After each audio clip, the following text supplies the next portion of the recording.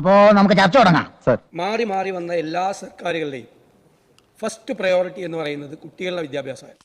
നമ്മൾ വല്ല പരിചയമൊന്നും കാണിക്കണ്ടേ? ദൗർഭാഗ്യവശാൽ ഈ സർക്കാരിന്റെ ആദ്യത്തെ 10 പ്രയോറിറ്റികളിൽ പോലും വിദ്യാഭ്യാസം എന്ന കാര്യം ഇല്ല എന്ന് വേദനയോടുകൂടി പറയാൻ ആഗ്രഹിക്കുന്നു. വേൾഡിൽ ഇതുപോലത്തെ ഒറ്റ പീസുള്ളൂ, ഇതുകൂടെ തീർന്നാ വംശനാശം. അധികാരവർഗത്തിന്റെ കരിപുരണ്ട നയങ്ങൾ ഇവിടെ അവതരിപ്പിച്ച കണക്കുകൾ സർക്കാരിന്റെ വെബ്സൈറ്റിലെ കണക്കുകളുമായി യാതൊരു ബന്ധമില്ലാത്ത കണക്കുകളാണ്.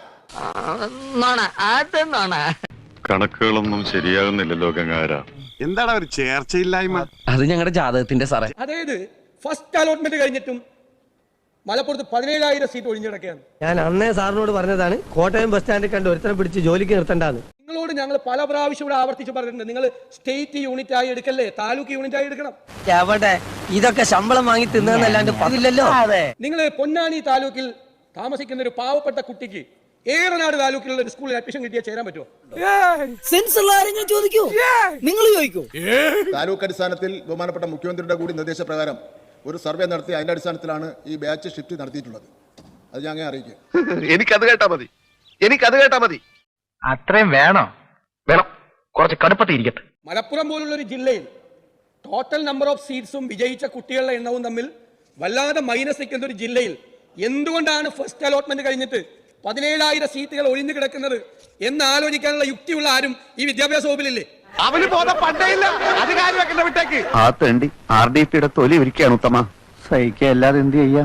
മന്ത്രി പറയുന്നത് കേട്ടാൽ മലബാറിലെ 6 ജില്ലയിലും ബാക്കി കിടക്കുന്ന സീറ്റ് കൊണ്ടുപോയി എവിടെ കൊണ്ടുപോയി വെക്കുന്ന സംശയം.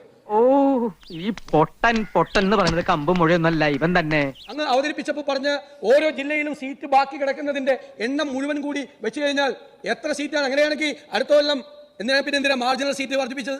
എനിക്കറിയില്ല, പക്ഷേ എനിക്കും അറിയില്ല.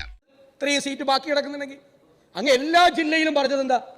ഇതെല്ലാം കഴിയുമ്പോൾ ബാക്കി സീറ്റിന്റെ എണ്ണം വരുമെന്ന് പറഞ്ഞു. ഇവൻ മണ്ടൻ കളിക്കുകയാണോ അത് ഒറിജിനൽ മണ്ടനാണോ? പരസ്പര വിരുദ്ധമാണ്. അങ്ങയുടെ സ്റ്റാറ്റിസ്റ്റിക്സും യാഥാർത്ഥ്യവും തമ്മിൽ പരസ്പര വിരുദ്ധമാണ്. എന്റെ കൊച്ചേട്ട നിങ്ങൾക്ക് വല്ലതും കൂടിയോ? 4 ആളെ കണ്ട അവന്റെ തലക്ക് ഭ്രാന്താണെന്ന് അറിയത്തില്ലേ? ഓ, വെറുതെ തള്ളിയിട്ട് പോയതാ. എന്തുവാ വാസുണ്ണ ഇതൊക്കെ? ആഗ്രഹിക്കുന്നത് പോലെ പഠിക്കാൻ പറ്റുന്നില്ല. ഇതൊരു യാഥാർത്ഥ്യമാണ്. എന്നെ കൊണ്ട് ഇത്രയൊക്കെ പറ്റുള്ളൂ.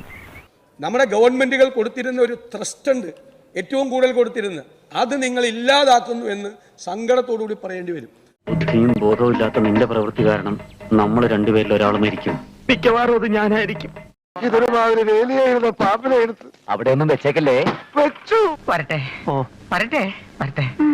ഇതിവിടെ ഇരിക്കട്ടെ, ഞാനൊന്ന് കിടക്കട്ടെ.